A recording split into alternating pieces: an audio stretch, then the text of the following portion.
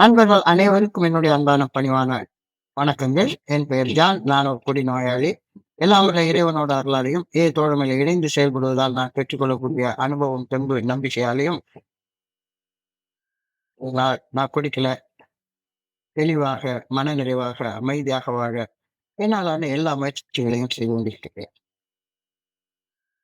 உண்மையிலேயே இன்னைக்கு கடவுளுடைய கிருபை இருக்கிறதா தான் நினைச்சது. நான் ஈரோட்ல இன்னைக்கு ட்ரெயின் ஏறுறப்ப ட்ரெயின் 3 ஹவர்ஸ் வெயிட்டு. காலையில 9:30 மணிக்கு வர வேண்டிய ட்ரெயின் 1 மணிக்கு தான் வந்துச்சு.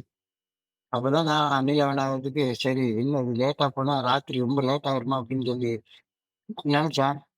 ட்ரெயின் 6 மணிக்கு வந்து சேர வேண்டிய ட்ரெயினு. ஆனா மேக்கப் எல்லாம் லேட் எல்லாம் மேக்கப் பண்ணி கரெக்டா 7:30, 7:45 கொண்டாந்து இங்க இறக்கி விட்டுட்டான். ஒரு ஆட்டோ பிடிச்சு நான் 8 மணிக்கெல்லாம் வீட்டுக்கு வந்துட்டேன். ரெஃப்ரெஷ் ஆகி அ கரெக்டா 2 இட்லிய சாப்பிட்டுட்டு அழகா மீட்டிங்க்கு வர்றதுக்கு ஆண்டவனுடைய கிருபை இருந்திருக்கு அப்படின்னு சொல்லி நான் நினைக்கிறேன். கடவுளுக்கு நன்றி. எல்லாத்துக்கும் நன்றி. நண்பர் நீலநாயகம் குறிப்பிட்ட மாரி, இந்த குழுவுல ஒவ்வொரு நாள் ஞாயிற்றுக்கிழமையும் நாம ஒரு வழிமுறைய பார்த்துருந்துருக்கோம். அந்த வகையில நம்ம 3 நாட்கள், 3 ஞாயிற்றுக்கிழமைகள், போன 3 ஞாயிற்றுக்கிழமைகள் 1, 2, 3 ஆகிய 3 வழிமுறைகள நம்ம பார்த்திருக்கோம். இன்றைக்கு நாம பார்க்க இருக்கிறது 4வது வழிமுறை. இந்த முதல் 3 வழிமுறைகளும் preparatory steps for taking some action. சில குறிப்பிட்ட செயல்கள் செய்வதற்காக நாம நம்ம தயாரித்துக் கொள்ளக்கூடிய வழிமுறைகள் முறைகள் preparatory steps, தயாரிப்பு வழிமுறைகள்.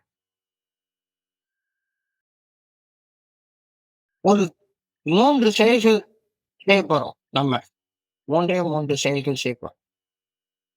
அவர்களின் உண்மையான தன்மையை கடவுள் சாட்சியாக ஒரு மனுஷன் முன்னால கடவுள்கிட்ட ஒப்புக்கொள்ள போறோம். அது முதல் செயல்.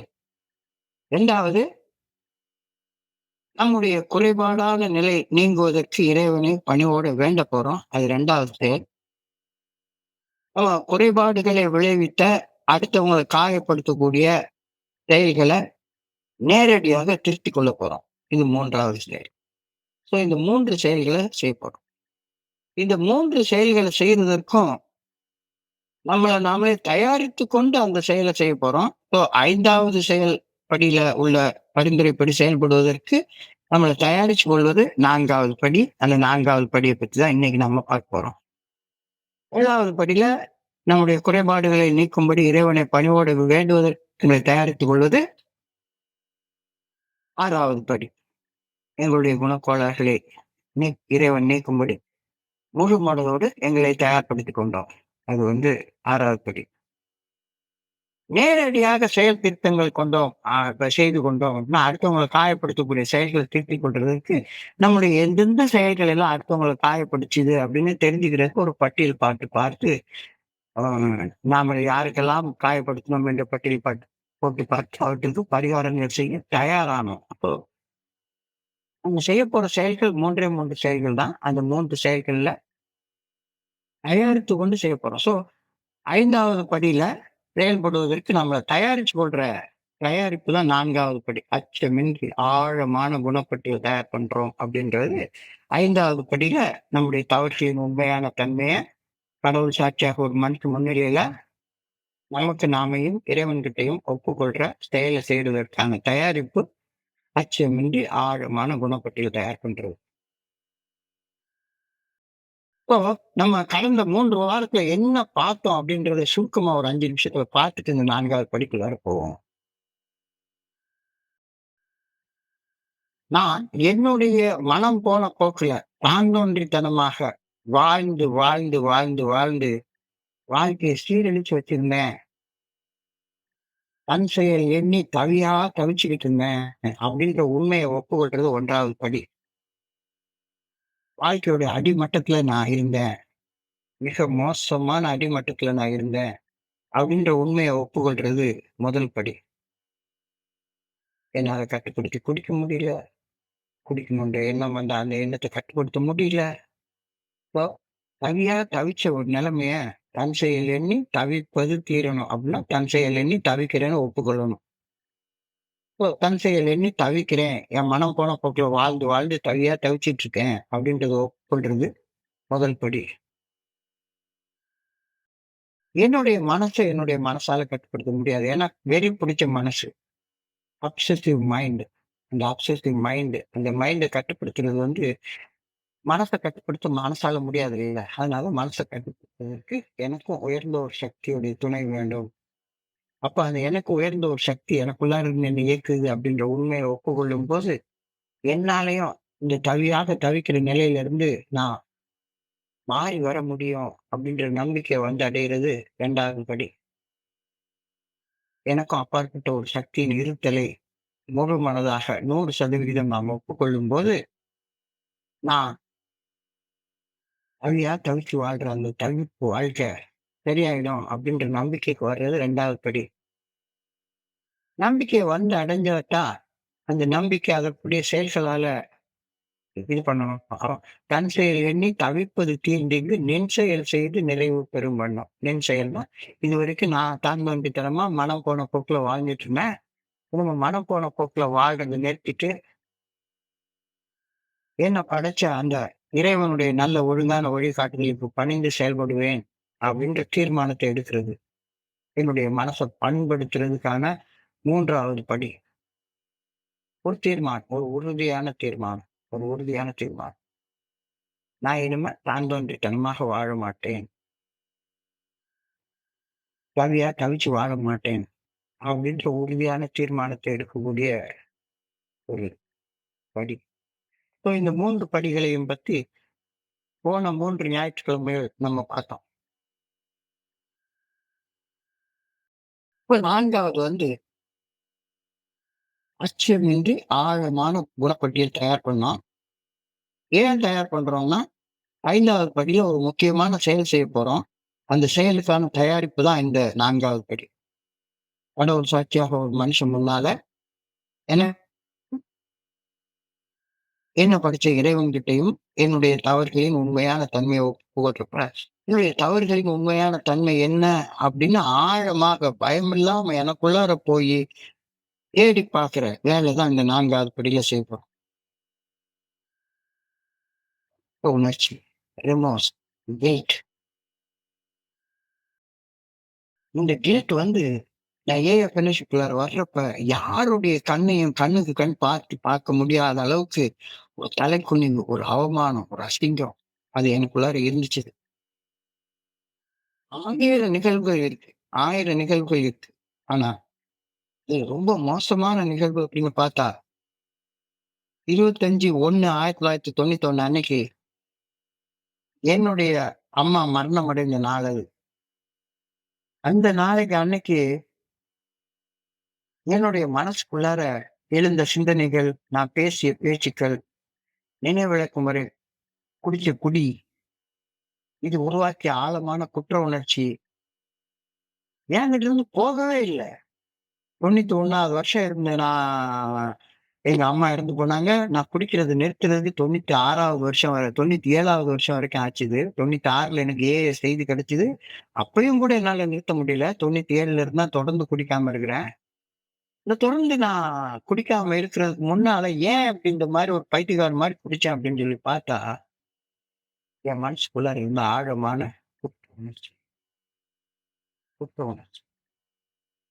அந்த குற்ற உணர்ச்சி அது என்னைய ஆளுமை செய்து கொண்டிருக்கு. Guilt, remorse, shame are terrible mental punishments அப்படின்னு பிஎல்டபிள்யூ அவர்கள் சொல்றாரு. Guilt, remorse and shame are terrible mental punishment. குற்ற உணர்வு, அந்த குற்ற உணர்வு உருவாக்கக்கூடிய அதிதீவிரமான சுய வருத்தம், சுய பச்சாதாபம், அழிவிரக்கம், அவமான உணர்ச்சி இதெல்லாம் என் மனசுக்கு நானே அளித்துக் கொள்ளக்கூடிய அதிதீவிரமான பயங்கரமான தண்டனைகள். நானே என்னை தண்டிச்சுக்கிறேன். நானே என்னை தண்டிச்சுக்கிறேன். Remorse, guilt, they are disturbing emotions involving regret, shame over the past that can feel like severe psychological burden. மண்டைக்குள்ளார பயங்கர ஒரு சுமையாக இருக்கக்கூடிய உணர்வுகள் தான் இந்த குற்ற உணர்ச்சி. It is a disturbing emotion. அதிதீவிர மனச்சுமை, அதிதீவிர மனச்சுமை. தாங்க முடியாத மனச்சுமை, குற்ற உணர்வு, ஒரு தவறான செயல் செய்தது உருவாக்கின ஆழமான வருத்தம், ஆழமான ஒரு அவமானம். இதையெல்லாம் மிக மிக தாங்கவே முடியாத மனச்சுமைகளாக ஒவ்வொரு மனுஷன் மனசுலயும் இருக்கும். இல்லன்னா, ஒரு மனுஷன் பைத்தியக்காரன் மாரி குடிக்க வேண்டிய அவசியம்லாம் இருக்காது. கண்டிப்பாக நான் குடிக்கிற ஆரம்ப காலகட்டங்கள்ல எல்லாம், நான் வந்து குடிச்சுட்டா சந்தோஷமா பாடுறது தான்.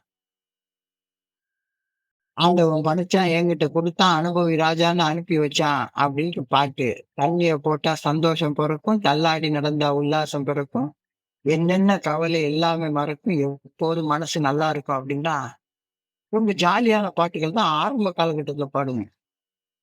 நம்ம சிங்காரி சரக்கு நல்ல இப்படி பாடல், குடியில சந்தோஷமா பாடக்கூடிய பாடல்கள ஒரு கலெக்ஷனே பண்ணி வச்சிருப்பேன். குடிச்சிட்டு அந்த பாடல்கள நண்பர்களோட சேர்த்துட்டு டான்ஸ் ஆடுறது, சந்தோஷமா இருக்கிறது, இப்படின்னு இருந்தேன். ஆனா, என்னைக்கு குற்ற உணர்வுகளின் மனசுமை, தாங்க முடியாத அவமான உணர்ச்சிலாம் எனக்கு உள்ள வந்ததுக்கு அப்புறமா பார்த்தா, இந்த பாடல்கள்லாம் மாறிப் போச்சு, மாறிப் போச்சு. குற்றம் புரிந்தவன் வாழ்க்கையில் நிம்மதி கொள்வது என்பது ஏது? இந்த பாட்ட பாட ஆரம்பிச்சிருது. சத்தம் போட்டு பாடிட்டு இருக்கிறது. குற்றம் புரிந்தவன் வாழ்க்கையில் நிம்மதி கொள்வது என்பது ஏது? அற்றது உலகில் அமைதியும் மகிழ்வும். அமைதி அழிந்தது, புயலும் எழுந்தது, ஆணவம் இன்றோடு ஒழிந்தது. அப்படின்னு தண்ணிய போட்டுட்டு போதையில இந்த குற்ற உணர்ச்சியிலேயே பாடிட்டே அலையுறது. இந்த குற்ற உணர்ச்சியில குடிக்காம இருக்கவே முடியவே முடியாது. குணத்தை இழப்பவன் இறுதியில நல்ல சுகம் அடைகிறது ஏது? இந்த பாட்ட போட்டுட்டு புலம்பிட்டே இருப்பேன். கொண்டவளை துறந்தேன், கண்டவள் பின் சென்றேன். எனக்கு வாழ்க்கையில நிம்மதி என்பது ஏது? ஏது? ஏதுன்னு ஒரு கேள்வி கேட்டுட்டே இருக்குது. இதெல்லாம் என்ன? குற்ற உணர்ச்சி, குற்ற உணர்ச்சி. குற்ற உணர்வு எவ்வளவு மோசமாக நம்மை கொல்லும் அப்படின்ற ஒரு விஷயம் என்பது இல்ல புரியுது இப்போ. மறுபடியும் இன்னொரு பாடல நீல விநாயகம் நினைவுபடுத்துறாரு. "பாவி என்னை மறுபடியும் பிறக்க வைக்காதே, செய்த பாவம் எல்லாம் தீரும் முன்னே இறக்க வைக்காதே." குற்ற உணர்ச்சி.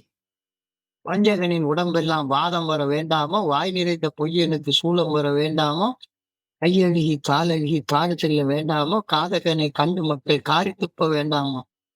அது குற்ற உணர்ச்சிங்கிறது எனக்கு நானே அழித்துக் கொள்ளக்கூடிய மகா அதிதீவிரமான ஒரு தண்டனை அப்படின்ற கருத்த இந்த இந்த பாடல்லாம் விளக்குது. நான் கடைசி காலத்துல அப்படிதான் பாடிட்டே அலைவேன்.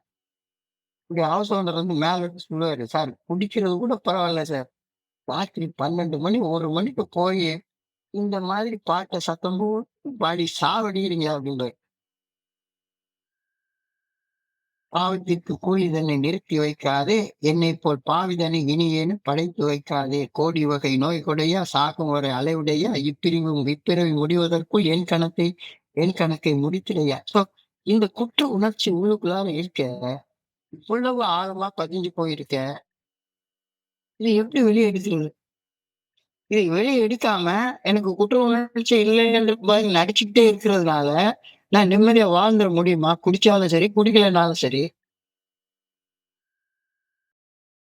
When we were drinking, we used to be ashamed of the past.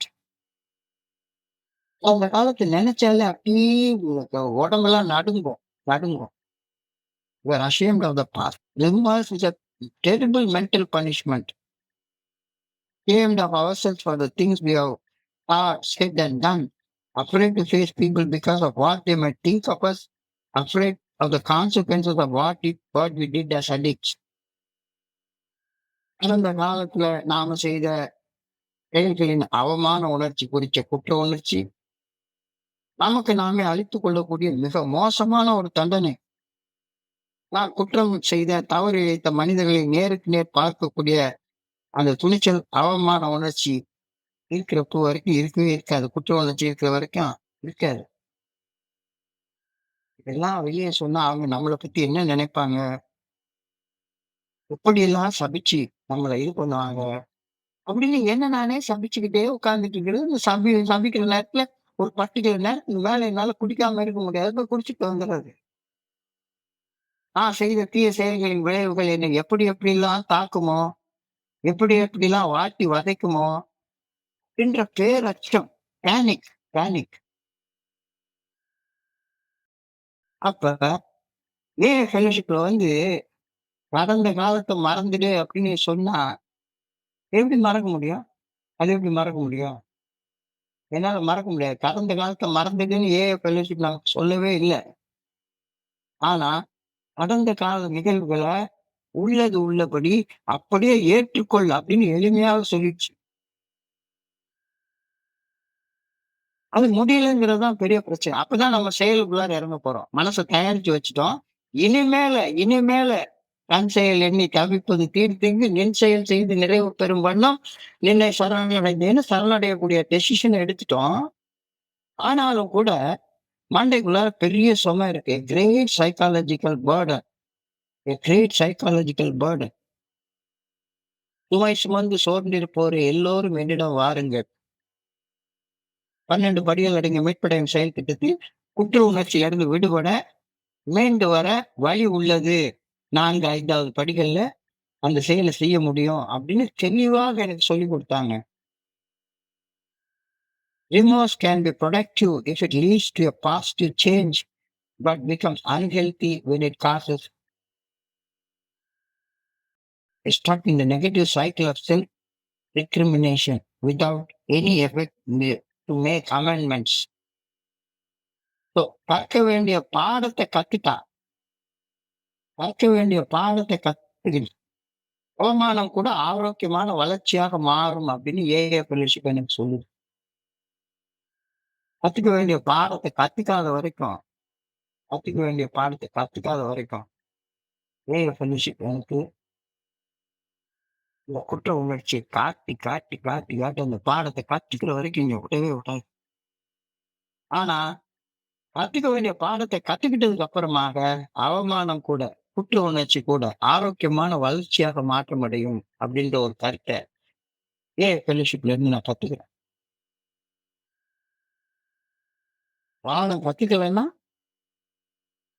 It becomes self recrimination. Self recrimination self pity. கழிவிறக்கம். கழிவிறக்கமாக மாறும். ஃபீலிங் கில்ட் அஸ் ஐ ஆம் ஒர்க்லெஸ். நான் ஒண்ணுத்துக்கும் பிரயோஜனம் இல்லாத ஒரு வீணா போன அழுகி போன ஒரு வெஜிடபிள். அழுகி போன வெஜிடபிள்ங்கிற ஃபீலிங். ஸோ நான் செய்த ஒரு செயலுக்காக என்னை நானே தண்டித்துக் கொள்ள நான் முயற்சி செய்றேன். அதுதான் திரும்பி திரும்பி குடிக்கிறது, அல்லது திரும்பி திரும்பி ஏதாச்சும் ஒரு செயலை செய்யறது, குற்ற உணர்ச்சியில ஒளிஞ்சுக்கிறது. எங்கேயாவது போய் ஒளிஞ்சுக்கிறது, இருட்டுக்குள்ளார போய் ஒளிஞ்சுக்கிறது. இருட்டுக்குள்ளார போய் ஒளிஞ்சுக்கிட்டு ஒளிஞ்சிருக்கிற நேரத்துல இருளின் ஆட்சியில நான் இருக்கிற நேரத்துல தப்பு தான் வரும். தப்பு தான் வரும்.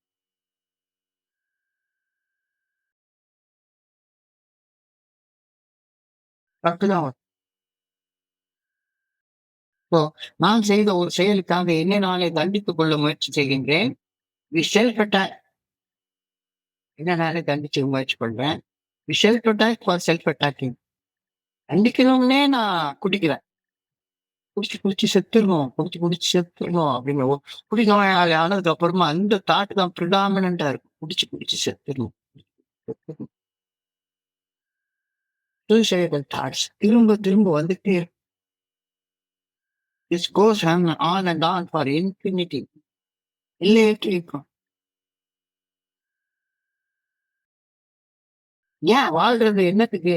வாழ்றது என்ன அர்த்தமே இல்ல. எனக்கு நானே பகைவனாக மாறிட்டது. எனக்கு நானே பகைவனாக மாறிட்டது. நானே எனக்கு பகையானேன். எதனால? என்னுடைய குற்ற உணர்ச்சிகளால். என்னுடைய குற்ற உணர்ச்சிகளால். விடை. இதிலிருந்து வெளியேறதுக்கு என்ன விடை? குற்ற உணர்வுல இருந்து பாடுறத கண்டுபிடிச்சு ஒத்துக்கொள்ளணும்னா நீ இந்த 4வது ஸ்டெப் உள்ளார போ. 4வது படி பரிந்துரைய ஆடி. கேட்கக்கூடாது. குற்ற உணர்ச்சிய உன்னுடைய முன்னேற்றத்திற்கான ஒரு படிக்கட்டாக மாத்த முடியும். நானே எனக்கு பகைவனாக செயல்படுவதை கண்டுகொள்றேன். என்னை பற்றி நான் கொண்டிருக்கிற கருத்து, என் குற்ற உணர்வின் அடிப்படையில் உள்ள கருத்து அப்படின்னு அது உண்மை இல்ல. என்னால நல்ல வாழ்க்கை வாழ முடியும் அப்படின்னா, அந்த குற்ற உணர்ச்சியிலிருந்து நான் விடுபடணும். செல்ஃப் டைரக்டட் ரிசென்ட்மென்ட் அப்படின்னு சொல்லுவாங்க. அடுத்தவங்க மேல வெறுப்பு இல்லாம என்னைய நானே வெறுத்துட்டு ஸோ அடுத்தவங்க மேல உள்ள வெறுப்பு எதனால வருதுன்னு பார்த்தா, அது என்னுடைய சுய வெறுப்புடைய வெளிப்பாடு தான். Self directed resentment, deep regret, deep shame, deep fear. When I cannot forgive myself, when I cannot change my behavior, remorse becomes a very strong destructive force. Very strong. அதாவது ரொம்ப ஒரு சக்தி வாய்ந்த அழிவு சக்தியாக இந்த குற்ற உணர்ச்சி மாறி போயிடும். ஆனா, இப்படியே என்ன பண்ணலாம்னா, இந்த குற்ற உணர்ச்சிய கூட மாற்றத்துக்கான ஒரு கிரியா ஊக்கியாக மாத்திக் கொள்ளலாம் அப்படின்னு சொல்றாங்க. Remorse can be a catalyst for change, motivate for self-improvement. It can be a first step for atonement. Atonement என்றால் பிராயச்சித்தம் பண்றது, பரிகாரம் பண்றது. பரிகாரம் பண்றதுக்கான படி இந்த 4வது படியிலே ஆரம்பிக்குது. என்னை பத்தி நான் தெரிஞ்சுக்கிறேன். என்னுடைய குற்ற உணர்ச்சி என்ன? அப்போ என்னுடைய குற்ற உணர்ச்சிய ஆரோக்கியமான ஒரு உணர்வாகவும் மாத்திக்கொள்ள முடியும். அதே நேரத்துல என்னை சாகடிக்கக்கூடிய ஒரு உணர்வாகவும் மாத்திக்கொள்ள முடியும். ஸோ ஏஎஃப்எல்எஸ்சிக்குள்ள இந்த 4வது படியில இந்த குற்ற உணர்ச்சிய என்ன சொல்றாங்க? ஒரு ஆரோக்கியமான உணர்வாக மாற்றிக் கொள்வதற்கான வழி சொல்றாங்க. ஸோ இந்த மாற்றிக் கொள்வதற்கான வழிதான் இந்த இடத்துல நமக்கு குடும்ப சக்தி. இந்த குற்ற உணர்ச்சியால பாதிக்கப்படாத குடிநோயாளிகள் இருக்கவே முடியாது. All alcoholics have personality problem. Personality problems அப்படின்னா, பர்சனாலிட்டி என்றால் ஆளுமை.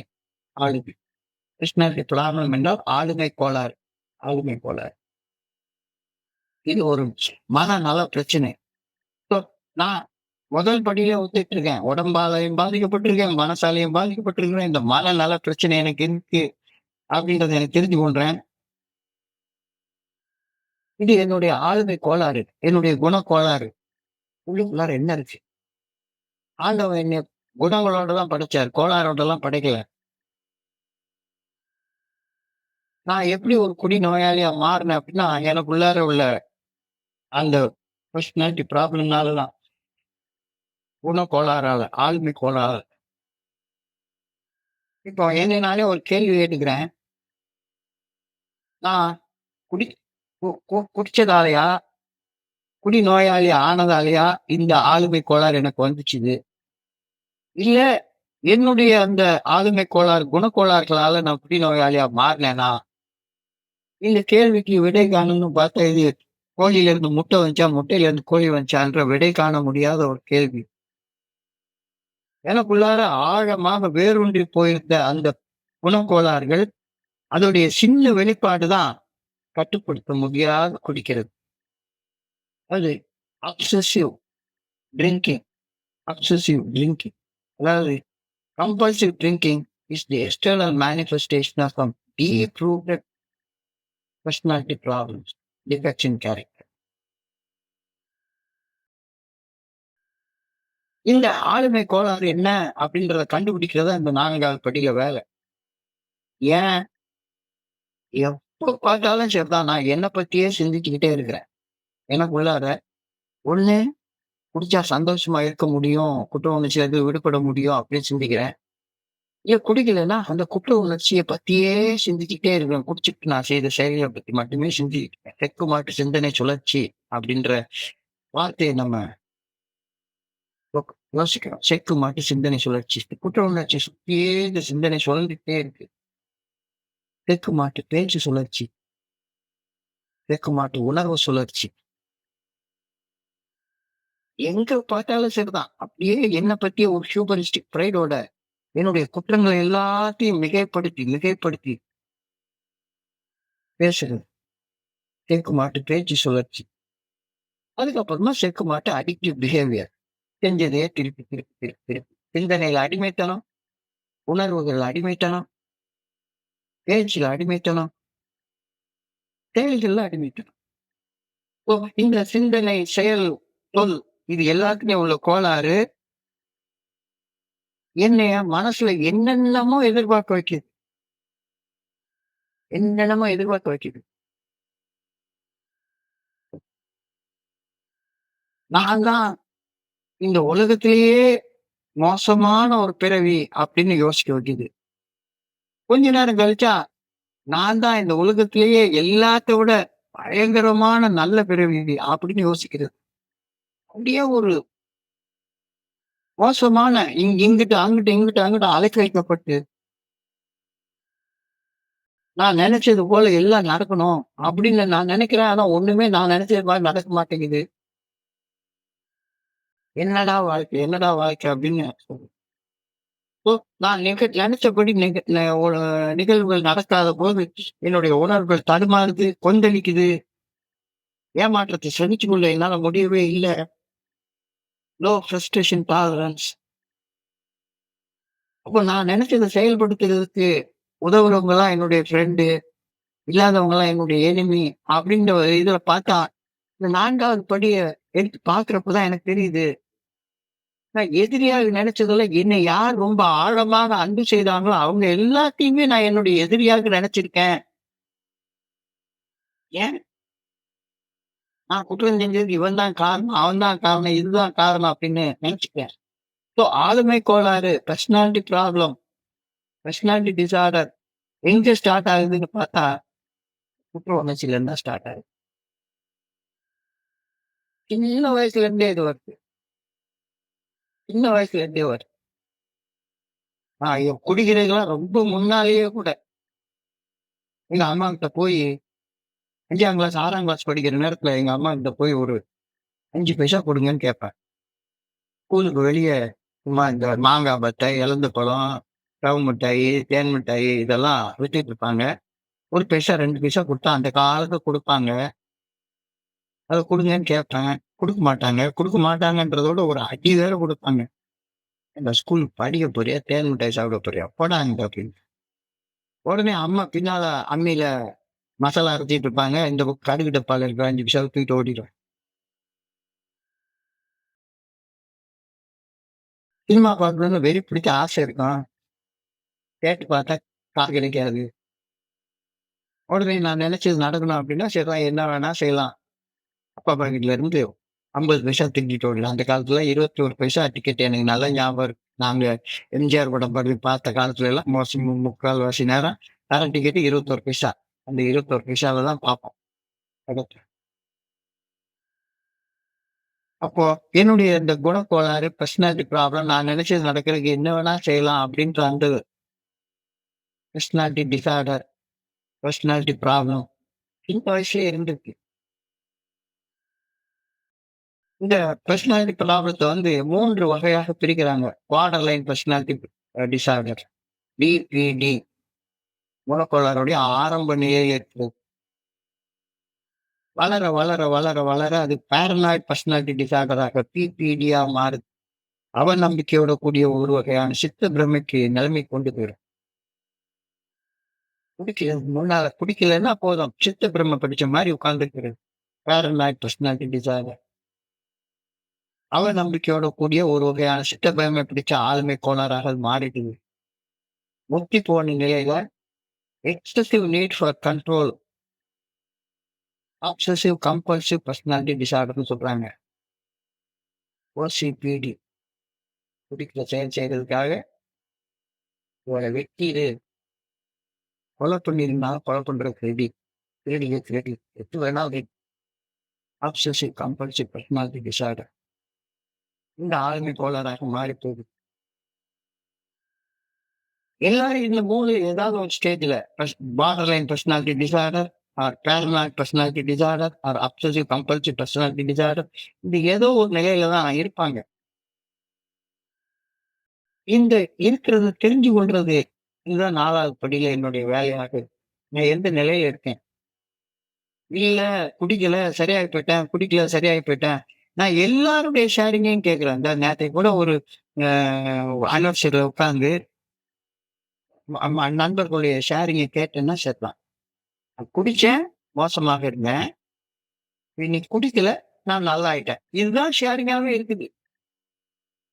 பொறுமையா உட்கார்ந்து ரொம்ப நேரம் கேட்டேன். நெறைய ஷேரிங்க கேட்டேன். எத்தனையோ வருஷம் 29 வருஷத்துல நான் ஷேரிங் கேட்டதுல எல்லாத்துலயுமே ஒரே ஒரு வார்த்தை தான். குடிச்சதுனால நான் பிரச்சனை உள்ளதாக இருந்தேன். குடிச்சதால நான் பிரச்சனை உள்ள மனுஷனாக இருந்தேன். எனக்கு குடி பிரச்சனை இருந்தது. அந்த அனிவர்சரி வாசல்ல கூட குடி பிரச்சனையா வாங்க.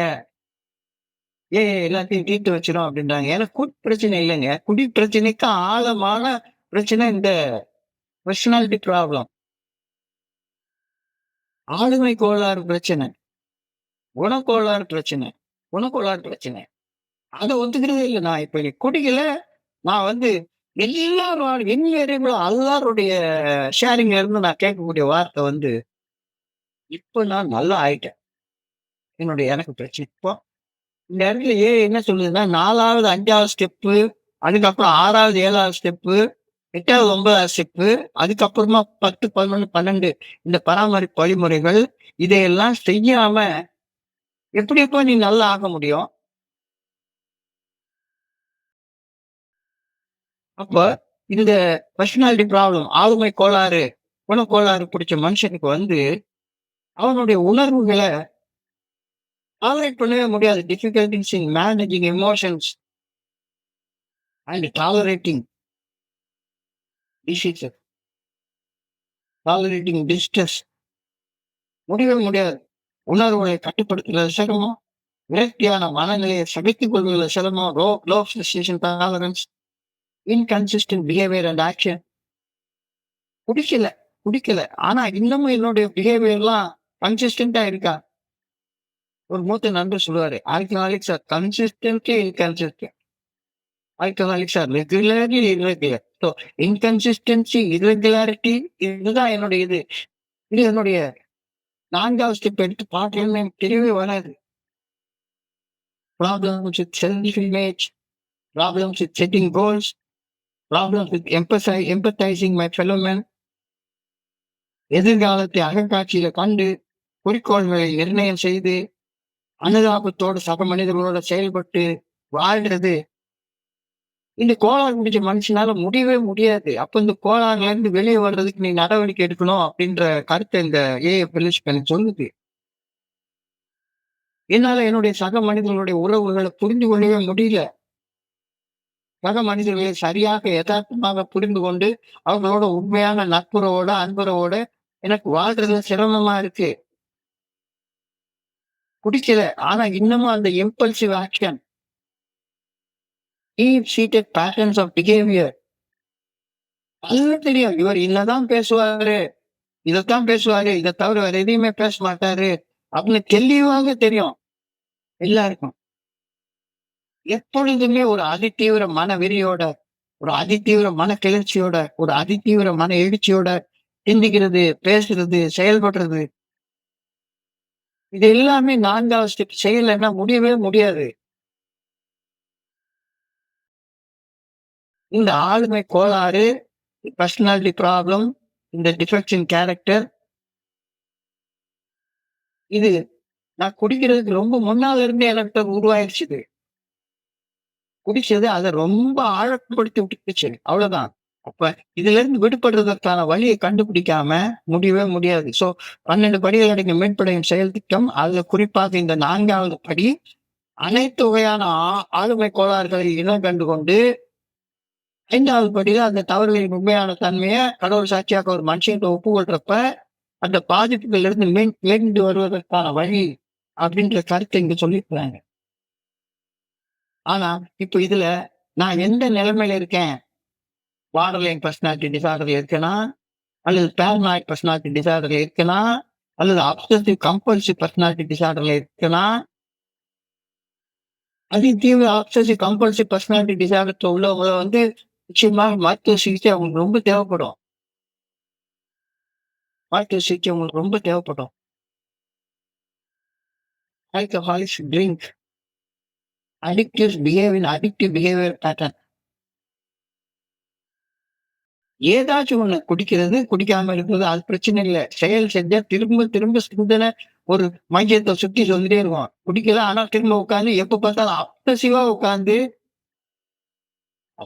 உட்கார்ந்து என்னைய மையப்படுத்திக்கிறதா என்ன செய்யலாம் அப்படின்னே சிந்திச்சுட்டே உட்கார்ந்து இருக்கிறது.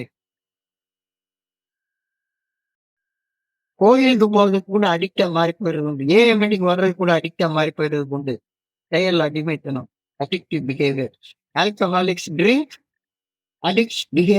Behave in addictive behaviour pattern. குடிநோயாளிகள் குடிக்கிறார்கள்.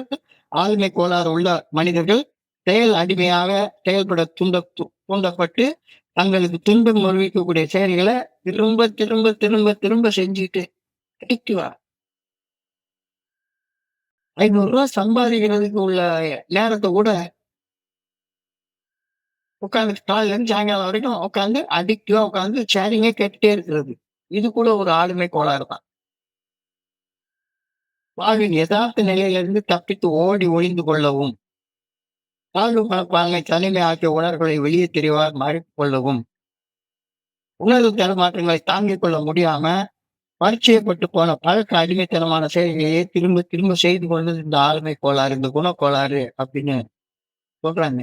இப்போ அச்சமின்றி ஆழ்ந்த குணப்பட்டியல் தேவைப்படும்ன்ற ஒரு வார்த்தைக்குள்ளார இவ்வளவு ஆழமான அர்த்தங்கள் இருப்பதை என்னால பார்க்க முடியும். வாழ்வின் யதார்த்த நிலையிலிருந்து தப்பித்து ஓடி ஒளிஞ்சு கொள்றது. எங்கேயாச்சும் ஒரு இடத்துல ஒண்ணு சாராய கடையில ஒளிஞ்சுக்கிறது, கோயில்ல ஒளிஞ்சுக்கிறது, ஸ்பான்சர் பின்னால ஒளிஞ்சுக்கிறது, அல்லது பெரிய புத்தகத்தை படிக்கிறேன்றது பேர்ல ஒளிஞ்சுக்கிறது. ஏதாச்சும் ஒண்ணுக்கு பின்னால போய் ஒளிஞ்சுக்கிறது. தாழ்வு மனப்பான்மை, தனிமை ஆகிய உணர்வுல இருந்து தப்பிக்கணும். எங்கேயாச்சும் ஓடிப்போ, ஓடிப்போ, ஓடிப்போ. உணர்வு தடுமாற்றங்களை தாங்கிக் கொள்ள முடியல. Low frustration tolerance. உடனே என்ன? ஏதாச்சும் பரிச்சயப்பட்டு போன ஒரு செயலை திரும்ப திரும்ப திரும்ப திரும்ப செஞ்சுட்டே அது குடிக்கிற செயலாக இருக்கலாம், அல்லது யார் கூட இப்ப டீ குடிக்கிற செயலா கூட இருக்கலாம், சினிமா போற செயலாக இருக்கலாம், ஏதாச்சும் ஒரு செயலா இருக்கலாம், அல்லது போன் பிக்சர் பார்க்குற அடிக்ஷனாக இருக்கலாம், அல்லது சீட் ஆடக்கூடிய அடிக்ஷனாக இருக்கலாம், இல்ல சிகரெட் குடிக்கிற அடிக்ஷனா இருக்கலாம். எல்லாத்துலயும் வெளியே வரணும். எல்லாத்துலயுமே வெளியே வரணும். ஒண்ணுல இருந்து இல்ல. பழக்க அடிமைத்தனம், செயல் அடிமைத்தனம். அதுல இருந்து வெளியே வர்றதற்கு இதை ஏன் என்னது உண்டாக்குதுன்றத கண்டுபிடிச்சு அந்த உண்டாக்குறத வேரோட புடுங்கி எறியணும். Alcoholics and addicts cannot stop drinking and their addictive behavior unless they find a way to solve their personality problem. இந்த 4வது படியில உன்னுடைய பர்சனாலிட்டியில என்ன கோளாறு இருக்கு, உன்னுடைய ஆளுமையில என்ன கோளாறு இருக்கு, உன்னை எது ஆட்டி படைச்சிட்டு இருக்குது அப்படின்றத கண்டுபிடிக்காத வரைக்கும், கண்டுபிடிச்சு அதற்கான தீர்வுல நீ வாழாத வரைக்கும் சத்தியமா சத்தியமா சத்தியமா சத்தியமா நீ அடிக்டா தான் வாழ்ந்து கொண்டிருக்க. எதுக்கு அடிக்டா இருக்கிறன்றது அடிக்ட்ஸ் எல்லாருமே கஷ்டப்பட்டுட்டு இருப்பாங்க. ஆசை அருமின் ஈஸ்டனோட ஆயினும் ஆசை. கோயிலுக்கு போற செயலை கூட அடிக்டா செஞ்சிட்டு இருந்தேன்னா, விரதம் இருக்கிற செயலை கூட அடிக்டா செஞ்சிட்டு இருந்தேன்னா, எதுக்காக விரதம் இருக்குன்னு தெரியாமலே விரதம் இருந்துட்டு இருந்தேன்னா, never do anything in the disease of addiction. அடிக்ஷனாக எதையும் செய்யாது. ஆளுமை கோளாறுகளால, குணக்கோளாறுகளால சீர் செய்து கொள்ளக்கூடிய ஒரு நிரந்தர வழியை கண்டுபிடி. அந்த நிரந்தர வழிதான் இந்த 4வது படியில ஆரம்பிக்குது. செயல் அடிமையாக செயல்படுவதில் மீண்டு வருவது. We need to try a way to solve our personality problem. The way out. The way out. இந்த நம்ம பெரிய புத்தகத்துக்கு ஆல்கஹாலிக்ஸ் அனானிமஸ் பேர் வைக்கிறதுக்கு முன்னால அதுக்கு பேர் வச்ச பேர் வந்து த வே அவுட் அப்படின்னு தான் பேர் சொல்லியிருக்காங்க. The way out is the 12-step recovery program. அடிக்ஷன்ல இருந்து, செயல் அடிமைத்தனத்துல இருந்து, பழக்க அடிமைத்தனத்துல இருந்து வெளியேறக்கூடிய ஒரே வழி தோழமை பரிந்துரைக்கக்கூடிய 12 படிகள் அடங்கிய மீட்படையும் செயல் திட்டம். இந்த 12 படிகள் அடங்கிய மீட்படையும் செயல் திட்டத்துல இருந்து நீ செயல்பட்டாலே, குறிப்பாக இந்த 4வது படியில உன்னுடைய ஆளுமை கோளாறு என்னன்னு கண்டுபிடிக்கல அப்படின்னா எந்த பிரச்சனையும் தீரவே தீராது. உள்ளுக்குள்ளார வச்சுட்டு கேன்சர் வியாதி மாரி வளர்ந்துட்டே இருக்கும். அனிவர்சரி முடிச்சதுக்கப்புறம் தனித்தனியா எல்லாரும் என்கிட்ட இதத்தான் சொல்றாங்க. அ 4 வருஷம் ஆச்சு, 5 வருஷம் ஆச்சு. எல்லா அனிவர்சரிக்கும் போறேன். எல்லாம் பண்றேன். ஆனா, அதுல ஒரு நிம்மதி வரமாட்டேங்குது. பிரச்சனைய வேரோட புடுங்கி எறியணும். பிரச்சனைய வேரோட புடுங்கி எறியணும். குடிக்கிறத நிறுத்திட்டு, குடிக்கிறதுக்கு காரணமாக இருந்த அந்த குணக்கோளாறுகள, ஆளுமை கோளாறுகள, பெர்சனாலிட்டி ப்ராப்ளம்ஸ கண்டுக்காம இருந்தா வேலைக்கே ஆவாது. வேலைக்கே ஆவாது. எல்லாம் ஷேரிங்க முடிச்சுட்டு போறப்ப, இன்னைக்கு நான் ஏஏக்கு வந்துட்டேன். பிரம்மபுத்திரன் மாரி வாழ்ந்துட்டு இருக்கேன். என்ன யாருக்காக நடிக்கிற நீ? பிரச்சனைய வேரோட புடுங்கி எறியலன்னா, உனக்கு அந்த வேர் எங்க இருக்குன்னு கண்டுபிடிச்சு, அந்த வேர புடுங்கி எறியலாம். நோய் நாடி, நோய் முதல் நாடி அது தணிக்கும் வாய் நாடி வாய்ப்பு. ஸோ நோய் வந்து குடிநோய். நான் கம்பல்சிவ் ட்ரிங்கிங். இந்த நோய்க்கான காரணம் பர்சனாலிட்டி டிஸார்டர், பர்சனாலிட்டி ப்ராப்ளம், ஆளுமை கோளாறு, குணக்கோளாறு. இத வேரோட புடுங்கி எறியாத வரைக்கும் எதுவுமே நடக்காது. That is why taking a pledge does not work. நாம அத செய்யறது 48 நாள் விரதம் இருக்கிறது, என்னென்னமோ யார் யார் மேல நம்ம சத்தியம் பண்றது, எல்லாம் பண்ணிட்டு உன்னுடைய ஆளுமை கோளாற, உன்னுடைய குணக்கோளாற, பர்சனாலிட்டி ப்ராப்ளம்ஸ கழட்டி எறியாத வரைக்கும் வேலைக்கே ஆவாது தம்பி. வேலைக்கே ஆவாது. வேலைக்கே ஆவாது. யோசிச்சு பாரு. நான் என்னுடைய ப்ராப்ளம் இந்த என்னுடைய குடி பிரச்சனையோ, வேற எல்லா பிரச்சனைகளோ, நான் வந்து சபதம் எடுத்ததுனாலயோ, விரதம் இருந்ததுனாலயோ தீர்ந்ததா? குணக்கோளாறுகள் கழட்டி எறியாத வரைக்கும் தீரவே தீராது. ராமகிருஷ்ண பரமஹம்சர் அழகா ஒரு கதை சொல்லுவாரு. ஒரு ஊர்ல வந்து எல்லாரும் தண்ணி குடுக்கக்கூடிய ஒரு ஊரணி இருந்துச்சாம். அந்த ஊரணியில வந்து ஒரு நாளைக்கு ஒரு எலி வந்து செத்து போச்சு. செத்து போய் அழிச்சு நாத்தம் அடிக்க ஆரம்பிச்சிருக்குது. அந்த தண்ணீல எடுத்து குடிச்சாலும், சமையல் பண்ணாலும் எல்லாருக்கும் உடல் நல கோளாறுகள் வருது. ஐயய்யோ! தண்ணி கெட்டு போச்சு. ஆனா இந்த தண்ணிய விட்டா வேற தண்ணி கிடையாது. என்னடா பண்ணலாம்? என்னடா பண்ணலாம்? அப்படின்னு எல்லாரும் யோசிச்சுட்டு இருக்கப்போ ஒருத்தர் சொன்னாரு. ஒரு பிசினஸ் மீட்டிங் போட்டு, ஒரு பெரிய யாக குண்டம் வளர்த்து, ஒரு ரூ. 10,00,000 செலவு பண்ணி ஒரு அனிவர்சரி நடத்திட்டா எல்லா பிரச்சனையும் தீர்ந்து போயிரும். அப்படின்னு சொல்லி ஒருத்தர் சொல்றாரு. வாசனாதி திரவியங்கள கொண்டு போயி அந்த இத முழுக்க கொட்டிட்டா பிரச்சனை தீர்ந்து போயிரும் அப்படின்னு ஒருத்தர் சொல்றாரு. வாசமான மலர்கள தூவிட்டா இது போயிடும். அப்படி இப்படின்னு ஆளாளுக்கு ஒரு ஒரு ஐடியா சொன்னாங்க. பரமஹம்சர் அழகா ஒரு வார்த்தையில சொல்றாரு. "செத்த எலிய எடுத்து தூர எறிகிற வரைக்கும் பிரச்சனை தீரவே தீராது." செத்த எலி எங்க இருக்குன்னு கண்டுபிடிக்கிறது அந்த 4வது. ஸோ இந்த இடத்த ரொம்ப அழகாக அழுத்தமாக நம்ம செய்ய ஆரம்பிக்கிறோம். ஸோ 4வது படி மேட ஃபியர்லெஸ் சர்ச்சிங் ஃபியர்லெஸ் மாற இன்வென்டரி ஆஃப் அவர்செல்ஃப். அச்சமின்றி நமது கடந்த கால ஒழுக்கங்கள் குறித்த ஒரு ஆழமான பட்டியல் தயார் பண்ணி பார்க்கணும். கடந்த காலத்துல என்னுடைய ஒழுக்கங்கள், அந்த ஒழுக்கங்களுக்கு பின்னணியிலே என்னென்ன ஆளுமை கோளாறுகள் இருந்துச்சுது, என்னென்ன குணக்கோளாறுகள் இருந்துச்சுது அப்படின்னு ஆழமாக சிந்திச்சு பார்க்கணும். எந்த செயல் செய்தாலும் அந்த செயலுக்கு பின்னால ஒரு கோளாறு இருக்கு. ஒரு ஆளுமை கோளாறு இருக்கு. 3வது ஸ்டெப்ல நம்ம தயாரிப்புல பட்டோம். இனிமேல ஆசையால உந்தப்பட்டு விருப்பு வெறுப்பு அடிப்படையில இருந்து செயல்படுவதிலிருந்து இருந்து விலகி இருந்து மனசாட்சியால வெளிப்படுத்தப்படும் சரி தவறு என்ற அடிப்படையில செயல்படுவோம் அப்படின்ற உறுதியான தீர்மானத்தை எடுத்துட்டோம்.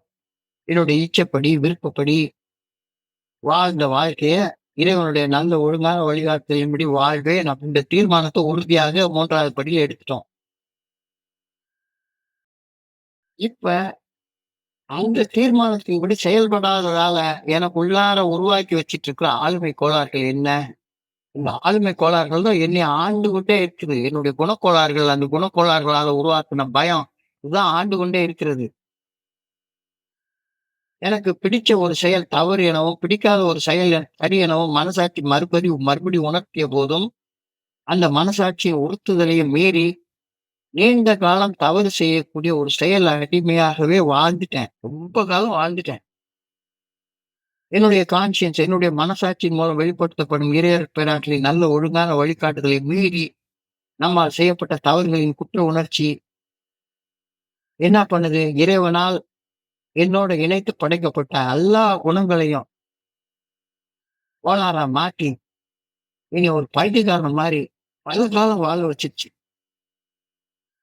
அப்ப நான் மனத்தெளிவுடன் வாழ வேண்டும் என்றால், நான் ஏன் மனத்தெளிவின்றி வாழ்ந்தேன் அப்படின்ற காரணம் துல்லியமாக கண்டறியப்பட்டாக வேண்டும் அல்லவா? யோசிச்சு பாருங்க. ஏன் மனத்தெளிவின்றி வாழ்ந்தேன் அப்படின்ற காரணமே தெரியாம, மறுபடியும் பைத்தியக்காரன் மாரி அதே பேச்சே பேசிட்டே இருக்கேன். 25 வருஷம் ஆயிடுச்சு. பேச்சு மாற மாட்டேங்குது, செயல் மாற மாட்டேங்குது. அதே மாதிரி, அதே ஆளுமை கோளாறு. எங்க போனாலும் எனக்கு மையமான ஒரு இடம் வேணும். எனக்கு மையமான ஒரு இடம் வேணும். அப்ப நாம் மனத்தெளிவுடன் வாழ வேண்டும் என்றால், நாம் ஏன் மனத்தெளிவின்றி வாழ்ந்தோம் என்ற காரணம் துல்லியமாக கண்டறியப்பட்டாக வேண்டும். இதனை செய்யக்கூடிய முயற்சி தான் 4வது படியிலே நின்று ஆழமான ஒரு குணப்பட்டியல் தயார் பண்ணிப்பார். கடந்த கால ஒழுக்கங்கள், அந்த கடந்த கால ஒழுக்கங்கள் பின்னணியில் இருந்த குணங்கள், குணக்கோளாறுகள் என்னன்னு பார்த்தோம். இப்ப பில்டபிள்யூடைய வார்த்தையில பார்த்தா நம்முடைய உள்ளுணர்வுகளாகிய குணங்கள், நான் உயிர் பிழைத்திருந்து உன்னதமாக வாழ வேண்டும் என்ற நோக்கத்தோட கடவுளால, இறைவனால நம்மோட இணைக்கப்பட்டு இருப்பவை, இணைத்து படைக்கப்பட்டு இருப்பவை. எல்லா மனிதர்களுக்கும் ஒரு குணங்கள் இருக்கும். குணங்கள் இல்லாத மனுஷன் எல்லாமே நல்ல குணங்கள் தான். கடவுள் நம்ம கூட சேர்த்து படைச்சது எல்லாமே நல்லதுதான். எல்லாமே எல்லாமே கோபமா இருக்கட்டும், பயமா இருக்கட்டும், பொறாமையா இருக்கட்டும், சந்தேகமா இருக்கட்டும், காமமா இருக்கட்டும், சோம்பேறித்தனமா இருக்கட்டும், ஆணவமா இருக்கட்டும், எல்லாமே அளவோடு இருக்கிற வரைக்கும் அது உங்களுடைய அடிப்படை உயிர் பிழைத்திருத்தலுக்கே அடிப்படை தேவையாக இருக்கிறது. ஆனா படைப்பின் நோக்கத்தை மீறி அந்த குணம் செயல்படும் போது குணங்கள் கோளாறுகளாக மாறி விடுகின்றன. குணங்கள் உனக்கு வளர்ச்சியை கொடுக்கும். கோளாறு உனக்கு துன்பத்தையும், துயரத்தையும், வலியையும், வேதனையும் உருவாக்கி ஒரு அழிவு பாதையில கொண்டு போகும். அந்த அழிவு பாதையில தான் நம்ம பயணிச்சுட்டு இருந்தோம். இப்ப அழிவு பாதையில பயணிச்சுட்டு இருந்த, வீழ்ச்சி பாதையில பயணிச்சுட்டு இருந்த நம்ம வளர்ச்சி பாதையில மேல போனோம் அப்படின்னா, நாம இந்த ஸ்டெப்புடைய பரிந்துரையை எடுத்துக்கொண்டாகும். நிச்சயமாக இதை செய்யணும்ன்ற நினைப்பு வர்ற நேரத்துல எனக்கெல்லாம் கை கால்லாம் நடுங்க ஆரம்பிச்சிருச்சு. இதை போய் யாரையா செய்யறது? இது மிகவும் வலி ஏற்படுத்தக்கூடிய பயிற்சி. ஆதலால் இந்த பயிற்சி செய்யலாம்ன்ற எண்ணம் எழும்போதே கூட அதனோடு இணைந்து இனம் புரியாத ஒரு பயமும் வந்துடும். இந்த பயத்தை கடப்பது மிக மிக முக்கியமானது. அதனாலதான் இந்த இடத்துல பியர்லெஸ், அச்சமின்றி அப்படின்னு எழுதியிருக்காங்க. அதே போல இந்த செயலை செய்யறது மேம்போக்கா செய்யறதுன்னு வேண்டாம். கச்சேரிக்கு போனேன், நானும் கச்சேரிக்கு போனேன், என்னத்தையோ போய் உட்காந்து வாட்சிட்டு வந்தேன் அப்படின்றதுக்காக செய்யாத. மேம்போக்காக நானும் இந்த பயிற்சியை செய்தேன் என்று பிறர் காட்டுவதற்காக செய்யக்கூடிய பயிற்சி இல்ல. சரி நண்பர்களே, நான் 4 ஸ்டெப் முடிச்சிட்டேங்க. கான்செப்ட் சேர்ந்து 4 ஸ்டெப் முடிச்சிட்டேன். 5 ஸ்டெப் முடிச்சிட்டேன். பிறருக்கு காட்டுவதற்காக செய்யக்கூடிய பயிற்சி அல்ல. நம்முடைய நிகழ்கால நிலையை துல்லியமாக அறிய நாம் செய்யும் முயற்சியில் பொய்மை சிறிதளவு கலந்திருந்தாலும் கூட இந்த இந்த வழிமுறையில செயலாற்றுவது சாத்தியமே கிடையாது. யாரை நீ ஏமாத்துற? உன்னைய தவிர வேற எவனையுமே உலகத்துக்கு நீ ஏமாற்ற முடியாதுன்றத புரிஞ்சுக்க தம்பி.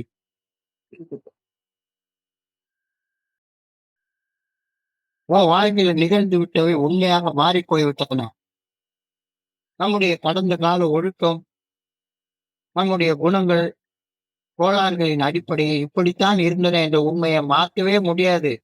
ஆமா, நான் தான் செஞ்சேன். அவற்றை அப்படியே ஏற்றுக்கொள்ள வேண்டும். அந்த கடந்த கால ஒழுக்கங்கள் குறித்து நாம் ஆழமாக சிந்தித்து பார்த்தாக வேண்டும். Self deception must be avoided. சுய ஏமாற்றுதல் தவிர்க்கப்பட்டே தீர வேண்டும். நீ அதாவது பில்டப் இதுல என்ன பண்றதுன்னா, you are going to take a start. வியாபாரம் நஷ்டத்திலே ஓடிட்டு இருக்கு. ஸ்டாக் இன்வென்ட்ரி அவர் ஸ்டாக் புரோக்கரா இருக்கிறதுனால அவர் மோஸ்ட்லி இந்த ஸ்டாக் எடுக்கிறப்பெல்லாம் இந்த பினான்சியல் இன்வென்ட்ரியோட ஒத்து தான் பாக்குறாரு. அப்ப நான் என்னுடைய வியாபாரம் ஏன் நஷ்டத்துல ஓடுதுன்னா, ஸ்டாக் எடுத்து பார்க்குறேன். ஸ்டாக் எடுத்து பார்க்குறேன்னா சரிதான். எவ்வளோ வாங்கியிருக்கேன், எவ்வளோ வித்திருக்கேன் அப்படின்ற ஸ்டாக் பார்க்குறப்போ பொய் பொய்யா போட்டு நான் வந்து லாப கணக்க எழுதி வச்சுட்டு பண்ணேன்னா யாரை ஏமாத்துறேன்? என்னைய நானே ஏமாத்துறேன். சுய ஏமாற்றுதல் தவிர்க்கப்பட்டே தீர வேண்டும். இல்லாததையோ அல்லது இருப்பதை கூட்டியோ, குறைத்தோ எழுதுவது நமக்கு நம்மை பற்றிய ஒரு அனுமானங்களை மட்டுமே கொடுக்கும். கற்பனைய மட்டும் தான் கொடுக்கும். ஆமா, வெளிய இருந்து பார்த்தா நான் நல்லவன், நான் நல்லவன், நான் நல்லவன். குடிச்சிட்டு இருந்தப்போ கெட்டவன், குடிக்கல இப்ப நல்லவன். அப்படின்ற அனுமானத்த மட்டும் தான் நமக்கு குடுக்கும். அனுமானங்கள் கற்பனையில தான் வாழ்ந்து கொள்ள வச்சுக்கும். ஏற்கனவே குடிகாலத்துல கற்பனையில தான் வாழ்ந்துட்டு இருக்கேன். இங்க இன்னும் ஏஐ மீட்டிங்ல வந்து இன்னும் மறுபடியும் அதே கற்பனையில வாழ்றதுக்கு நான் இங்க வந்திருக்கிறேன். கற்பனையில வாழ்றது தான் இந்த குடி நோயாளிகளுடைய மிகப்பெரிய பிரச்சனை. கற்பனையிலேயே நான் நல்லவனா வாழ்ந்துருவேன். கற்பனையிலேயே கல்யாணம் பண்ணிக்குவேன். கற்பனையிலேயே புள்ள பெத்துக்குவேன். கற்பனையிலே எல்லாம் பண்ணிப்பேன். நிஜத்துல பண்ணப்பா. கோர்ஷிப் கற்பனையில பண்ணாத. நிஜத்துல பண்ணு. முதல்ல நமது செயல் அடிமைத்தனத்தில் நிலைத்து வாழ வைத்த குணக்கோளாறுகள் குறித்து ஆழமாக சிந்தித்து பார்க்கின்றோம். அப்பதான் அவர் என்ன சொல்றாரு buildup selfishness and self centredness is the root cause of all our troubles. அண்ணாவன் தன்முனைப்பு ஆகியவை மட்டுமே இறைவன் நம்முடன் நினைத்து படைத்திருந்த அனைத்து குணங்களையும் கோளாறுகளாக மாற்றி அமைக்க மிக முக்கியமான காரணம் என்ற உண்மையை நாம தெரிய வருகின்றோம். வெறுப்பு, மன கசப்பு மட்டுமே நம்மை மிகவும் பாதித்த மிகப்பெரிய கோளாறு அப்படின்றது புரியுது. Resentment is the number one offender. Resentment is the number one offender. It kills alcoholics more than anybody else. வேறு எவரையும் விட வெறுப்பு, மனக்கசப்பு ஒரு குடிநோயாளியை அழித்து போட்டு விடுகின்றது. சாகடிச்சு வெறுப்பு. என்ன பார்த்தாலும் எனக்கு வெறுப்பு. உலகத்தை பார்த்தாலே வெறுப்பு. எத பார்த்தாலும் வெறுப்பு. எத பார்த்தாலும் வெறுப்பு. கூட்டம் கூட்டமா சேர்ந்து நின்னு அலுவலிச்சுட்டு நடக்குது. அங்க மேல ஒருத்தர் பேசிட்டு இருக்காரு, இந்த பக்கம் பேசிட்டு இருக்காரு. கூட்டம் கூட்டமா நின்னு யார பத்தி பேசிட்டு இருக்காங்கன்னா, ஒவ்வொருத்தரும் அவங்க மனசுக்குள்ளார இருக்க வெறுப்ப இன்னொருத்தர்கிட்ட பேசிக்கிட்டே இருக்காங்க. கோர்ஷிப்ப பேசுனா வெறுப்ப பேசிட்டே உட்கார்ந்து. வெறுப்ப எடுத்து போடுறதுக்கு ஒரு வழி பார்க்கணும் அப்படின்னா, வெறுப்ப வளர்க்கறதுக்கான வழியவே பார்த்துட்டு இருக்கிறது. இந்த வெறுப்பு மனக்கசப்புல இருந்து தான் எல்லா வகையான ஆன்மீக நோய்களும் மூளையை விட்டு வளர்கின்றன அப்படின்ற கருத்து சொல்றாரு. All defects of character will with this resentment. He feeling the hurt. He feeling the emotion.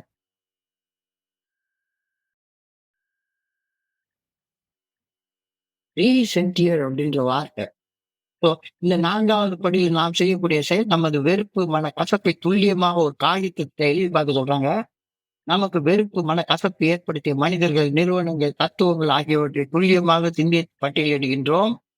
இந்த வெறுப்பு மனக்கசப்பால் நம்முடைய தனிப்பட்ட முறையில நம்முடைய தனிப்பட்ட வாழ்வு எப்படியெல்லாம் பாதிக்கப்பட்டிருந்தது அப்படின்றத துல்லியமா எடுத்து பார்க்கிறோம்.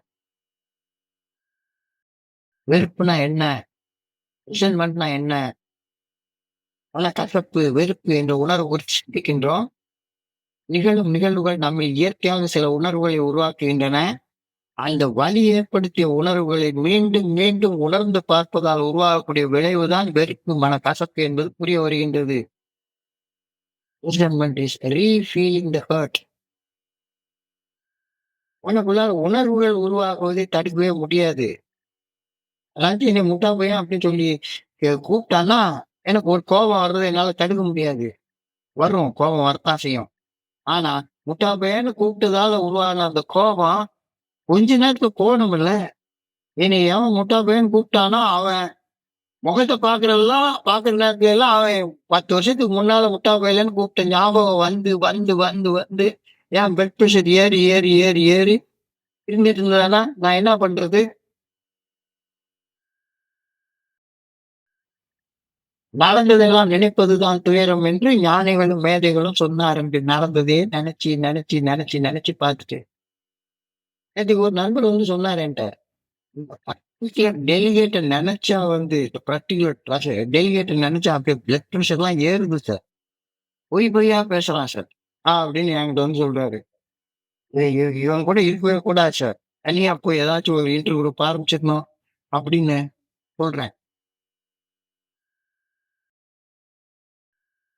அப்ப நான் வந்து கேள்வி கேட்டேன்.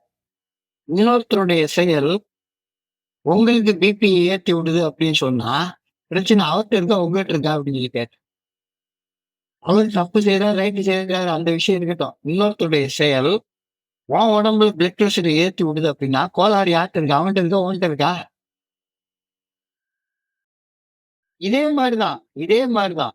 கோளாற உள்ள வச்சுட்டு கோபம், பயம், சந்தேகம், பொறாமை, காமம், ஆணவம், பேராசை, சோம்பேறித்தனம், கழிவிரக்கம் இது போன்ற உணர்வுகள் உருவாகுவதை தடுக்கவே முடியாது. எல்லாருக்கும் வரும். எல்லாருக்கும் வரும். இந்த உணர்வுகளே உருவாகாத நிலைய கொண்டு வரணும்னா, நான் செத்த இன்னைக்கு தான் உணர்வுகளே உருவாகாம இருக்கும். செத்த பொணத்துக்கு தான் உணர்ச்சி இருக்காது. எனக்கு உள்ளுணர்வுகள் இருக்கவே கூடாது அப்டின்று நான் நினைக்கிறது, உணர்வுகள் உருவாகுவதை தவிர்க்க முயற்சிப்பது, மலைய தலையால முயற்கக்கூடிய முயற்சி ஆகும். தல தான் உடையும். மலை அப்படியே தான் இருக்கும். ஆனா, இந்த உணர்வுகள் என் தலை மேல தங்கி இருந்து, அதன் விளைவாக நான் மனத்தெளிவு இல்லாம செயல்படுவத தவிர்க்க என்னால கண்டிப்பா முடியும். பறவைகள் என் தலை மேல் பறப்பதை என்னால தடுக்கவே முடியாது. ஆனா, அந்த பறவைகள் என் தலை மேல அமர்ந்து, கூடு கட்டி, முட்டை போட்டு, குஞ்சு பொரிச்சு, வாழ்க்கை நடத்துறத என்னால தடுக்க முடியும். ஒரு நேரத்துல ஒரு உணர்வுகள் உருவாகுது. வருது, போகுது, வருது, போகுது, வருது, போகுது. இம்பெர்மனன்ட்டா இருக்கக்கூடிய உணர்வு. இந்த உணர்வ என் மனசுக்குள்ளாரயே பெர்மனன்ட்டா தங்க வச்சுக்கிட்டு நான் கஷ்டப்பட்டுட்டு இருக்கேனே! அத கண்டுபிடிச்சு வெளிய தூக்கி போடு. அத கண்டுபிடிச்சு வெளிய தூக்கி போடு. எப்படி இத செய்றது? எப்படி இத செய்றது? அடுத்த கேள்வி. எப்படி இத செய்றது? ஒரு பேப்பர்ல எழுதி பாரு. வெறுப்பு. யார் மேல வெறுப்பு? அந்த வெறுப்புன்றது வந்து இட் இஸ் அ ரெசிடுயல் எமோஷன்னு சொல்றாங்க. பயத்தோடைய ரெசிடுயல் எமோஷனா இருக்கலாம். கோபத்துடைய ரெசிடுயல் எமோஷனா இருக்கலாம். இல்ல பொறாமையோடைய ரெசிடுயல் எமோஷனா இருக்கலாம். ஒரு நேரம் உருவாகுன பொறாம அப்படியே உள்ளுக்குள்ளார தங்கி இருந்து, அந்த மனுஷனுடைய முகத்தெல்லாம் பார்க்குற நேரமெல்லாம் பொறாமையா வந்துகிட்டே இருக்கலாம். ஒரு காமத்துடைய ரெசிடியூவா இருக்கலாம். ஒரு பெண்ண பார்த்த உடனே உனக்கு ஆசை வந்துச்சு. ரைட்டு. நெனச்சு ஆசைப்பட்டுட்டு, நெனச்சு கதவ பூட்டிக்கிட்டு என்னத்தையாச்சும் போட்டு குலுக்குன்னு குலுக்கிட்டே உட்கார்ந்திருந்தான்னா என்ன அர்த்தம்? யார் மேல எனக்கு ரிசன்மென்ட்? அதாவது பல்வேறு உணர்வுகளுடைய இதுகள் என்ன இருக்கு?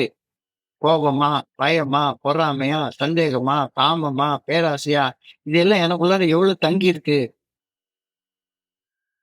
இது என்னைய என்ன மாரிலாம் பைத்தியக்காரத்தனமான செயல்பட வச்ச விளைவுகள எழுதிப் பாரு. எழுதிப் பாரு. அடுத்த படியில அத வெளிய தூக்கி போடுறதற்கு முதல்ல என்ன இருக்குன்னு கண்டுபிடி. என்ன இருக்குன்னு கண்டுபிடி. என்ன இருக்குன்னு கண்டுபிடி. உள்ளுக்குள்ளேயே வச்சுக்கிட்டே இருக்காத. உள்ளுக்குள்ளேயே வச்சுக்கிட்டே இருக்காத. என்னுடைய குருஜி வந்து ஒரு சின்ன கதைய சொல்லுவாரு. இங்க பாரு,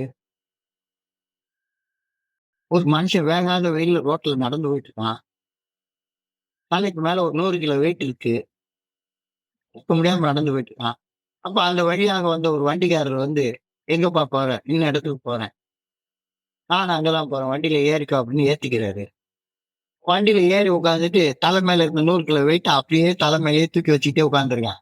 உடனே வண்டிக்காரர் திரும்பி கேட்டு, "ஏன்யா பைத்தியக்காரனா நீ? அத இறக்கி கீழ வைய்யா" அப்படின்னு சொல்லி கேட்டா. உடனே அவன் சொன்னானாம், "என்னைய பாவம் பார்த்து என்னுடைய வெயிட்ட நீங்க ஏத்துக்கிட்டீங்க. என் தலை மேல இருக்கிற பாரத்த நானே சுமந்துக்கிறேனே" அப்படின்னு சொல்லி சொன்னானாம். அந்த மாரி பைத்தியக்காரன் மாரி தான். ஏங்கிற ஃபெல்லோஷிப்ங்கிற வண்டியில நான் ஏறிட்டேன். ஆனா, இனி நம்ம எனக்கு தலைக்கு மேல இருக்கிற ரிசன்மென்ட் எல்லாம் கீழ இறக்கி வைக்காம, நான் பாட்டுக்கு அப்படியே பகிர்ந்து வாழ்ந்துட்டே இருந்தேன்னா, என்ன நடக்கும்? என்ன நடக்கும்? நான் தான் கஷ்டப்பட்டுட்டே இருப்பேன். ஏங்கிற வண்டி அது பாட்டுக்கு போயிட்டே இருக்கும். ஏல வந்து எனக்கு இளைப்பாறக்கூடிய ஒரு இடம், என் தலையில இருக்கக்கூடிய பாரங்கள இறக்கி வைக்கிற இடம். இந்த இடத்துல இந்த பாரங்கள் என்னென்ன பாரங்கள் இருக்குன்றத ஒரு கணக்கு எடுக்காம எந்த பாரத்த இறக்கி வைக்கிறது? பயத்தை மீண்டும் மீண்டும் உணர்த்து, நான் யார் மீது பயத்த வச்சிருக்கேன்? அதனுடைய காரணம் என்ன? அதனுடைய விளைவு என்ன? யோசிச்சு பாரு. கோபத்த மீண்டும் மீண்டும் உணர்ந்து, யார் மேல நான் கோபத்த, மனக்கசப்ப வச்சிருக்கேன்? அதோடைய காரணம் என்ன? அதோடைய விளைவு என்ன? யோசிச்சு பாரு. பொறாமைய நான் யார் மீது தேக்கி வைத்து, அந்த பொறாமையின் காரணமாக ரிசன்மென்ட்ட, வெறுப்ப, மனக்கசப்ப உணர்ந்தேன். அதோடைய காரணம் என்ன? அதோடைய விளைவு என்ன? எழுதி பாரு. யாரெல்லாம் சந்தேகப்பட்டு, அந்த சந்தேகத்த மீண்டும், மீண்டும் உணர்ந்து பார்த்து, சதா சர்வ காலமும் சந்தேகத்திலேயே இருந்து கொண்டு, அந்த சந்தேகத்தால ஒரு வெறுப்பையும், மனக்கசப்பையும் நான் உணர்றேன்னா, அதோடைய காரணம் என்ன? அதோடைய விளைவு என்ன? யோசிச்சு பாரு. எவ்வளவு ரெசிடியூவல் லஸ்ட்ஃபுல் எமோஷன்ஸ் எனக்குள்ளார இருக்கு. காமத்தை யார் மீது உணர்ந்து, அந்த காமத்தால வெறுப்பு, கசப்பு, வாழ்க்கையே கசப்பா இருக்குது. அந்த உணர்வு உணர்ந்து அதோடைய காரணம் என்ன? அதோடைய விளைவு என்ன? யோசிச்சு பாரு. எவ்வளவு காலம் சோம்பேறித்தனம் எனக்குள்ளார படிஞ்சு போயிருச்சு. சோம்பேறித்தனம் படிஞ்சு போயிருச்சு. வேலை செய்யும் உடம்பு வரவே மாட்டேங்குது. உங்க நீலவராயன் சொன்ன மாரி, இன்னைக்கு ஒரு நாளைக்கு ரெஸ்ட் எடுத்துக்கலாம்னு தான் தோணுது. வாழ்க்கைக்கு ஏது லீவு? மூச்சு விடுறதுக்கு ரெஸ்ட் எடுத்தா அவ்வளவுதான் முடிஞ்சு போச்சு எல்லாம். சோம்பேறித்தனம் ஷெட்யூலா உள்ள படிஞ்சு போயிருச்சு. இது என்னுடைய வேலை. இந்த வேலைய நான் எடுத்து செய்யாம இருக்க மாட்டேன். ஆணவம், ஆணவம். அதனால உருவான ரிசென்ட்மென்ட். ஆணவத்தால உருவான மனக்கசப்பு. ஒரு எல்லைக்கு மேல ஆணவம் கொண்டிருந்தா வாழ்க்கையே கசப்பா தெரியும். ஒரு எல்லைக்கு மேல கழிவிறக்கம் கொண்டிருந்தா வாழ்க்கையே கசப்பா தெரியும். ஒரு எல்லைக்கு மேல ஆசைகள தேக்கி வச்சிருந்தா கசப்பா தெரியும். எல்லாத்தையும் பட்டியல்ல கொண்டு வா. எல்லாத்தையும் பட்டியல்ல கொண்டு வா. இது எல்லாத்தையும் செஞ்சு, செஞ்சு என்னுடைய வாழ்க்கைய ஒரு குப்பையாக நான் மாத்தி வச்சிருக்கிறேன் அப்படின்றத மனப்பூர்வமாக ஒப்புக்கொள்ளு. என்னால் ஏற்படுத்தப்பட்ட சேதங்களை சரி செய்து கொள்ள முடியாம தவியா தவிச்சிட்டு இருக்கிறேன்றத ஒப்புக்கொள்ளு. என் தவறுகள் என்னுடையவை அப்படின்ற புரிதலை நான் வந்தடைவேன். இந்த 4வது படிய செஞ்சு முடிக்கிற நேரத்துல. என்னுடைய கடந்த கால தவறான ஒழுக்கங்களை நான் பட்டியலிடுகின்றேன். என்னுடைய நல்ல ஒழுக்கங்களையும் பட்டியலிட்டு பார்க்கின்றேன். இந்த பயிற்சி செய்யறதுக்கு அசாத்திய துணிச்சல் வேணும். இதெல்லாம் தேவையில்லப்பா. 1வது ஸ்டெப் செய்யி அப்படியே ஒரு ஒரு லெஃப்ட் எடுத்து 12வது ஸ்டெப்புக்கு போ. வாழ்க்கை சூப்பரா இருக்கு. ஊர் சுத்திட்டு ஜாலியா வாழலாம். வாழ முடியாது. கண்டிப்பா முடியாது. கண்டிப்பா முடியாது. சத்தியமா முடியாது. அப்படி வாழ்றேன்னு யாரா சொன்னாங்கன்னா, அவங்க கூட நான் சேர்றதுக்கு தயாரா இல்ல. அது தோழமையே கிடையாது. அது வேற ஏதோ ஒரு தோழமை. தோழமைன்னா படிப்படியான முன்னேற்றம். 1, 2, 3, 4, 5, 6, 7, 8, 9, 10, 11, 12ன்னு ஏறுறது தான் தோழமை. இந்த தோழமை யாராரு பெல்லோஸ்னா இந்த தங்களுடைய பாதிப்புகளிலிருந்து மீட்படைவதற்காக தோழமை பரிந்துரைக்கக்கூடிய இந்த 12 படிகள் அடங்கிய மேற்கொள்ள செயல் திட்டத்தை வாழ்க்கையாக வாழ்றவங்க கையை பிடிச்சுக்கிறது தான். இப்போ இவ்வளவு டீட்டெயிலா சொல்லியாச்சு. பயத்தை மீண்டும் மீண்டும் உணர்ந்து அந்த ரிசைன்மெண்ட் தான் நம்பர் 1 அஃபெண்டர். ரிசைன்மெண்ட் என்ன? ரெசிடுவல் எமோஷன்ஸ் படிஞ்சு மனசுல பாலம் பாலம் பாலமாக படிஞ்சு போயிருக்க எமோஷன்ஸ். எமோஷன்ஸ் எப்படி படிஞ்சு போயிருக்கு? பயம் எப்படி படிஞ்சு போயிருக்கு? அது யார் மேல பயம்? எதனால பயம்? காரணம் என்ன? விளைவு என்ன? கோபம் யார் மேல? அதோடைய காரணம் என்ன? விளைவு என்ன? பொறாமை யார் மேல? அதோடைய காரணம் என்ன? விளைவு என்ன? சந்தேகம் எல்லாத்தையும் எடுத்து பாரு. ஆமா, சோம்பேறித்தனம், ஆணவம், பழிவிரக்கம், பேராசை, பசமை, எரிச்சல் எல்லாம் ஒன்னொன்னா ஒன்னொன்னா ஒன்னொன்னா துல்லியமாக ஸ்டாக் எடு. ஸ்டாக் எடுத்து சொல்லு, தலையில இருக்கக்கூடிய வெயிட் தானா கீழே இறங்கி உட்காந்துக்கும்.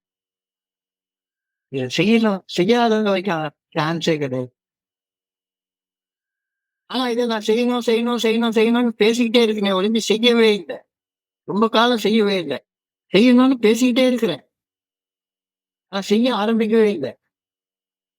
அப்பதான் என்னுடைய குருஜி கிட்ட ஒரு நாளைக்கு எனக்கு ஒரு வாய்ப்பு கிடைச்சது. இங்க பாரு, ஆரம்பிச்சிடு ஆரம்பிச்சிடு. சும்மா உட்காந்து கதை பேசிட்டே உட்காந்துருக்காத. இந்த 4வது ஸ்டெப் கதை பேசுற வேலை கிடையாது. உன்னுடைய தவறுகளின் உண்மையான தன்மைய கண்டு அறிய வேண்டிய வேலை. நான் இந்த தப்ப செஞ்சேன். அவ்வளவுதான். அந்த தப்பு எனக்குள்ளார ஒரு குற்ற உணர்ச்சியாக, ஒரு ரிசென்ட்மென்ட்டாக, கசப்பாக, வெறுப்பாக படிஞ்சு போயிருக்குது அப்படின்றத தெரிஞ்சுக்கிறது தான். தெரிஞ்சுக்கிறது தான். அப்போ அவர் ஒரு நாளைக்கு என்கிட்ட பேசிட்டு இருந்தா, அப்ப ஒரு நாளைக்கு என்கிட்ட சொன்னாரு, "இந்த பாரு 4வது, 5வது ஸ்டெப் நம்ம வந்து can you finish it in 1 minute" அப்படின்னாரு. சார் எவ்வளோ பெரிய வேலைய எப்படி சார் 1 நிமிஷத்துல செய்ய முடியும்? அப்படின்னு சொல்லி நான் கேட்டேன். எவ்வளோ பெரிய வேலை 4வது, 5வது அப்படி அச்சமின்றி ஆழமா குணப்பட்டியல் தயார் பண்ணணும். அதுக்கப்புறமா தவறுகளின் உண்மையான தன்மையை கடவுள் சாட்சியாக ஒரு மனுஷன் முன்னால எனக்கு நானேயும் கடவுள்ட்டயும் ஒப்புக்கொள்ளணும். இத எப்படி ஒரு நிமிஷத்துல பண்ண முடியும் அப்படின்னா, ஒரு நிமிஷத்துல இந்த செயல ஆரம்பிச்சிடலாம்யா. ஆரம்பம் பாதி முடிச்சதுக்கு சமானம். ஆரம்பம் பாதி முடிச்சதுக்கு சமானம். Well begun is half done. அவர் சொல்லிட்டு ஹால்ஃப் டன் இல்ல, well begun is almost fully done அப்படின்னு சொன்னார். Well begun is almost fully done. எப்படி ஆரம்பிக்கிறது? இந்த பாரு, உன் கழுத்த அறுத்து போட்டாலும் யாருக்கிட்டயும் சொல்ல மாட்டேன். யாருக்கிட்டயுமே சொல்ல மாட்டேன் அப்படின்னு ஒரு நிகழ்வு இருக்குல்ல. அந்த நிகழ்வ வந்து நீ பேப்பர்ல எழுதி பார்க்கணுன்ற அவசியம்லாம் கிடையாது. சதா சர்வகாலம் மண்டைக்குள்ளேயே அந்த நினைவு இருந்துட்டே இருக்குல்ல. நான் உனக்காக ஒரு டீ போட்டு எடுத்துட்டு வர்றேன். அந்த டீ போட்டு எடுத்துட்டு வர நேரத்துக்குள்ளார, நீ வந்து நான் இந்த தவறு செய்தேன். அது என் மண்டைக்குள்ளார என்னைய புடிச்சு பாடாப்படுத்திருக்கு அப்படின்னு என்ட்ட சொல்லணும். நான் இந்த தவறு செஞ்சேன். இந்த தவறு செய்யறதுக்கு என்ன காரணம்? அவங்க அத செஞ்சாங்க, அதனால செஞ்சேன்னு ஒரு ராமாயண கதை, மகாபாரத கதையெல்லாம் சொல்லக்கூடாது. Just I did this. நான் இந்த விஷயத்த செஞ்சேன். அது என் மண்டைய போட்டு அரிச்சிட்டு கிடக்குது. இது காரணம், அதுக்கு எனக்கு கண்ணு வச்சு ஜோடிச்சு அதெல்லாம் சொல்லக்கூடாது. நான் இந்த காரணம் சம்பந்தப்பட்ட தவறு செஞ்சேன். நான் கோபத்துல ஒருத்தன் அடிச்சு அவன் செத்து போயிட்டான். நான் பேராசையில திருடினேன். அதனால மாட்டிக்கிட்டேன். இது மாதிரியான தவறு. பளிச்சுன்னு சொல்லணும். பளிச்சுன்னு சொல்லணும். தேங்காய் உடைச்ச மாரி சொல்லணும். இருக்கிறதுலயே மோசமானது முதல்ல சொல்லு. இருக்கிறதுலயே மோசமானது. இந்த ஒரு நிகழ்வ மட்டும் செத்து போற வரைக்கும், என்னைய கழறு குழியில போட்டு மூடுற வரைக்கும் நான் சொல்ல மாட்டேன் அப்படின்னு நினைக்கக்கூடிய நிகழ்ச்சிய இப்ப சொல்லு. வெறும் ஒரே ஒரு 10 செகண்ட் தான் ஆகும். 10 செகண்ட் தான். ஆணி வேற புடுங்கி தூர போடு அப்படின்னாரு. அவரு டீ போட்டு எடுத்துட்டு வந்தாரு. டீ போட்டு எடுத்துட்டு வர நேரத்துக்குள்ளார என் மனசுல அப்பதான் அந்த 4வது ஸ்டெப் ஓடுது. 4வது ஸ்டெப் அப்படியே உள்ள ஓடிட்டே இருக்கு. இந்த ஒரு நிகழ்ச்சி. ஏன்னா அதுதான் எங்க அம்மா இறந்து போன அன்னைக்கு நான் போன மாரி படுத்து கிடந்தது. அ ஒருத்தன் வந்து என்னைய கூட்டிட்டு போணும்னு சொல்றான். இந்த அம்மா வந்து ஏதோ பெரிய பாவம் பண்ணியிருக்கணும்.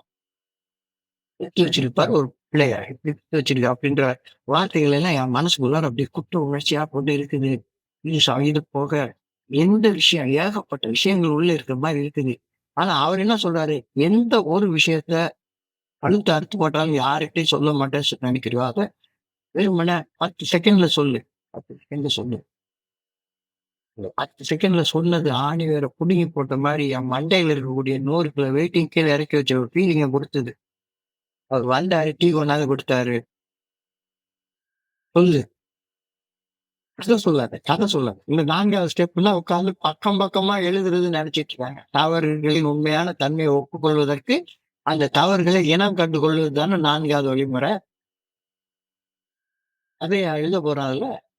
கிடையாது. நான் என்னுடைய குணக்கோளாறால உந்தப்பட்டு இந்த தவறான செயல செஞ்சேன். அவ்வளவுதான். அதுல அடுத்த ஸ்டெப்ப ஒத்துக்க போறேன். ஒத்துட்டேன்னா தலையில இருந்து இறங்கி வந்துரும். ஆரம்பிச்சுட்டேன்னா முடிக்கிற வரைக்கும் அது பாட்டுக்கு ஏன்னா இருக்கிறதுலயே மோசமான தப்ப சொல்லிட்டேன். மிச்சமெல்லாம் அதுக்கு கீழ உள்ளது. இருக்கிறதுலே மோசமான தப்பு என்னன்னைக்கும் உன் மண்டைக்குள்ளார குடிகொண்டு வாழ்ந்து கொண்டே இருக்குது தானே. அதை இறக்கி வச்சுட்டேன்னா எல்லாமே இறங்கி வச்ச மாரி தானே. அழகா புரியும். அழகா புரியும். அழகா இன்னைக்கு அவர் எனக்கு சொல்லிக் கொடுத்த ஒரு பிரார்த்தனை. என்னுடைய வாழ்க்கைய குப்பையாக மாற்றி வச்சுட்டு நான் தான் என மனப்பூர்வமாக ஒப்புக்கொள்கின்றேன்.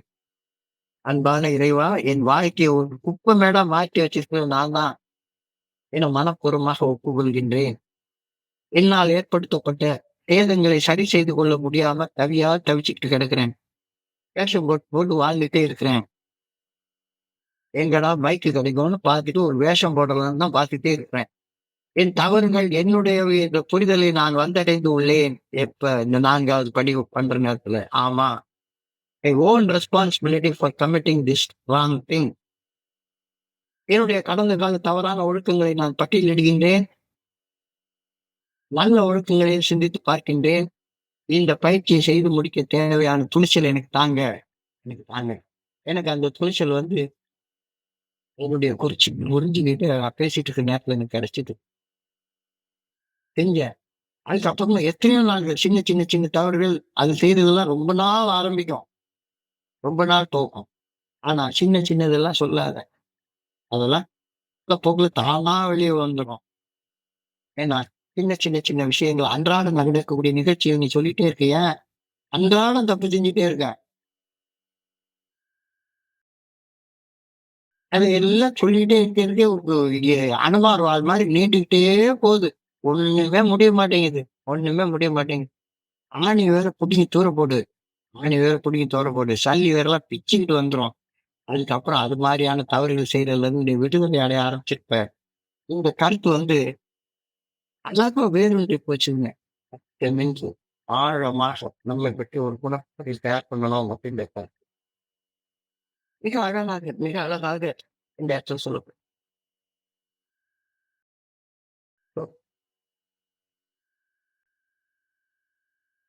ரொம்ப முக்கியமான படி. தயவு செய்து நண்பர்களுக்கு நான் கேட்டுக்கிறது ஏஐங்கிறதுல வந்து, நான் இந்த படியில செயல்பட தேவையில்ல. இந்த படியில செயல்படாமலேயே நான் வந்து 12 ஸ்டெப்க்கு நான் போயிரலாம். போக முடியாது, போக முடியாது. Alcoholics and addicts cannot stop drinking and their addictive behavior patterns unless they find a way out. Solve their resentments. உள்ளுக்குள்ளார இருக்கக்கூடிய வெறுப்பு, மன கசப்பை எடுத்து தூர எறியாம முடியவே முடியாது. கடவுள் சொல்றாரு, "I am the light of the world." இந்த பிரபஞ்சத்தின் ஒளி நான் தான். இந்த பிரபஞ்சம் ஒளிர்வது இறையருள் பேராற்றலால மட்டும்தான். அந்த பிரபஞ்சத்துடைய ஒளிய நீ உணர்வத தடுக்கிறது உனக்குள்ளார மறைச்சு வச்சிருக்க இந்த இயற்கை தான். வீட்டுக்குள்ளாரே வாழ பாக்குற. வீட்டுக்குள்ளாரே வாழ பாக்குற. வீட்டுல இருந்து வெளிச்சத்துக்கு வா. இருந்து வெளிச்சத்துக்கு வா.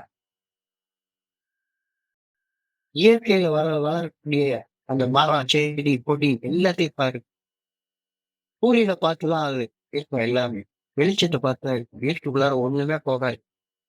ஏன்னா தென்னை மரங்கள் வந்து காட்டுக்குள்ளார உள்ள தென்னை மரங்கள்லாம் பார்த்தோன்னா, வளைஞ்சு, நெளிஞ்சு எப்படியாச்சும் சூரியனுடைய ஒளிய தேடி தான் போகும். சூரியனுடைய ஒளிய தேடி தான் போகும். "I must have to open up like a flower." ஒளிய பார்த்து. அப்போ இந்த 4வது படியில தான் ஒளிய நோக்கிய பயணம். இல்லாட்டி போனா இருட்டுக்குள்ளாரே உட்கார்ந்துருப்போம். உள்ளுக்குள்ளார எல்லாத்தையும் மறைச்சு வச்சுக்கிட்டு, வெளிய ஒரு வேஷத்த போட்டுக்கிட்டு, நல்லவன் மாரி நடிக்கிறது ஈஸி. நல்லவன் மாரி வாழ்றது ரொம்ப கஷ்டம். நல்லவனா வாழ்றது ரொம்ப கஷ்டம். So open up, open up. மனச திறந்து வை. பூட்டி வச்சுக்கிட்டே இருக்காத. உலகத்தை பற்றியிருக்கக்கூடிய அந்த பற்றினை தளர்த்து. Loosen up your hold on the earth. It's cares and it's worries. Unclasp the hold, your hold on the material things. Relax your grip. பட்டுதான் எல்லாத்தையும் குணக்கோளாறுகளை பற்றி பிடிச்சிட்டு இறுக்கமா பிடிச்சிட்டு விட்டு அந்த பற்ற எதை பற்றி பிடிச்சிட்டு இருக்க உள்ளுக்குள்ளார இருட்டுக்குள்ளார செய்யக்கூடிய அந்த செயலை இன்னும் பற்றி பிடிச்சிட்டே இருக்க. அந்த செயல் தான் என்னை வாழ வைக்குதுன்னு சொல்லிக்கிட்டே இருக்க. பற்றுக பற்று அற்றான் பற்றினே அப்பற்றி பற்றுக உடற்கு எல்லா வளமும் இருக்கு. என்ன வளம் இல்லை இந்த புண்ணிய பூமியில? இதுக்காக வீட்டுக்குள்ளார பிச்சைக்கார மாதிரி வாழ்ந்துட்டே இருக்க. என்ன வளம் இல்லை இந்த திருநாட்டில், ஏன் கையை ஏந்த வேண்டும் வெளிநாட்டு நம்மளோட சினிமா பாட்டோம். இந்த பூமியில என்ன வளம் இல்ல? உனக்கு என்ன இல்ல? ஏன் உட்கார்ந்து உன்னுடைய குணக்கோளாறுகளை பற்றி கொண்டு முடியல முடியல முடியல முடியலன்னு வெளியே வா. வீட்டிலிருந்து வெளியே வா. பட்டுகளை பற்றி கொண்டு பாடா பட்டுட்டு இருக்கிறது பைத்தியக்காரத்தனான்றது உனக்கு புரியலையா? இதுல இருந்து விடுபடுறது 12 படிகள் அடங்கிய மேற்கொள்ள செய்யறதுக்கு தான் அதுக்கான வெளியேற ஒரே ஒரு வழி. அந்த வழியில ஆக்ஷனுடைய முதல் ஆக்ஷன் நம்ம 1, 2, 3 வந்து ப்ரிப்பரேட்டரி ஸ்டெப் தயாரிப்பு வழிமுறைகள். செயல்ல முதல் செயல் அச்சமின்றி பயப்படாம யாரு உன்னை அறிந்தால் நீ உன்னை அறிந்தால் உலகத்தை தலைநிமிர்ந்து வாழலாம். உன்னை அறியலைன்னா இருட்டுக்குள்ளாரதான் வாழ்ந்துட்டே இருப்ப. வெளியே வந்து எல்லாருக்கும் போக கூலிங் கிளாஸை போட்டுப்ப, செல்ஃபி எடுத்துப்ப, அது பண்ணிப்ப, இது பண்ணிப்ப. நான் பாரு நல்ல வாழ்க்கை வாழ்றேன். அனிவர்சரிக்கு போயிட்டு வந்துட்டேன். அதனால நான் சூப்பரான வாழ்க்கை வாழ்றேன்னு உலகத்துக்கு ஷோ காட்டி தலையிற வாழ்க்கையெல்லாம் கிடையாது. 4வது படியில உன்னுடைய உண்மையான முகத்தை, முகமூடி போட்ட முகத்தை இல்ல. பவுடர் சென்ட் நாட்டு மருந்து அடிச்ச முகத்தை இல்ல. நாட்டு மருந்து அடிச்சு உடம்பு இல்ல. உண்மையான வாசனை. உண்மையான முகம். அது relinquish every material thing you are clinging on. அப்படி விடுற நேரத்துல ஆட்டோமேட்டிக்கா மனச திறக்கிற நேரத்துல கடவுளுடைய சக்தி வந்து உனக்குள்ளார பாய ஆரம்பிச்சிடும் அப்படின்ற கருத்தை சொல்ல ஆரம்பிச்சிருக்கேன். ஸோ மிக ஒரு அற்புதமான ஒரு படியை நினைவு பண்றத புரிஞ்சுக்கிறோம். 4வது படி செய்யாம 5வது படிக்கு போக முடியாது. 5வது படி செய்யலைன்னா 6வது படிக்கு போக முடியாது. ஒவ்வொரு படிப்படியா தான் நம்ம முன்னேற முடியும் அப்படின்ற கருத்தை மக்களுடைய சிந்தனைக்கு நான் வச்சுட்டு என்னுடைய பகிர்வை நான் நிறைவு செய்து கொள்றேன்.